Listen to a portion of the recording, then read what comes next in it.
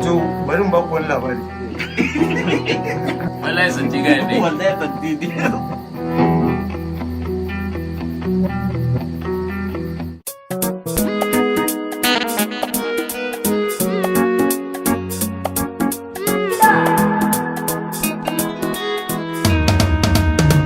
Lokacin da na da ku rayuwa ta ɗan rako, wahala ta yi min ciko, farin ciki ban san shi ba.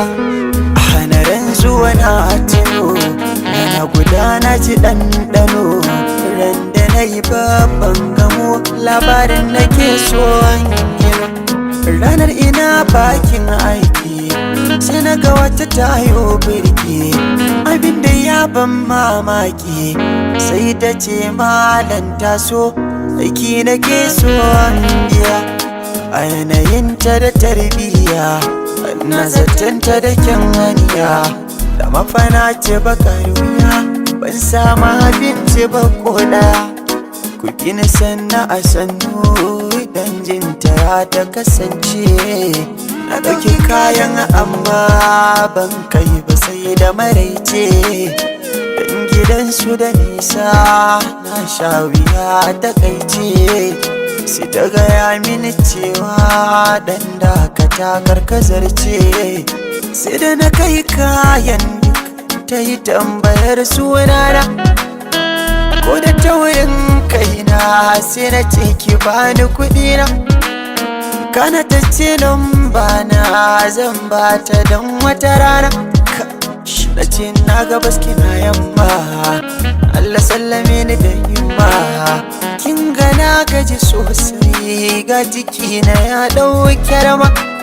Da ce da ni in yi haƙuri in ci abinci kan in koma. Sai na ce na gode, na zaune na yi ta tunani, shin wannan wace ce za ta zo haka nan ta tare ni. Bayan na kammala cin abinci ta yi mini kyauta mai girma, ta bani har nambar ta don kira ta na koma. Aiko ina komawa sai na kira ta mata godiya, sai ta amsa wayata na fara zance ta na yi mini dariya. Aiko na yi ta yabata don zato na shi ne godiya. Hankali min ya sabo amma akwai wata matsala babba, gidansu ba sa suna da cin mutunci ba zan jure ba.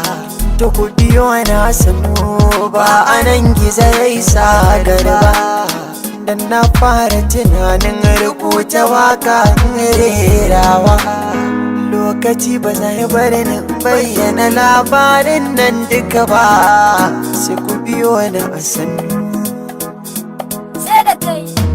Midgate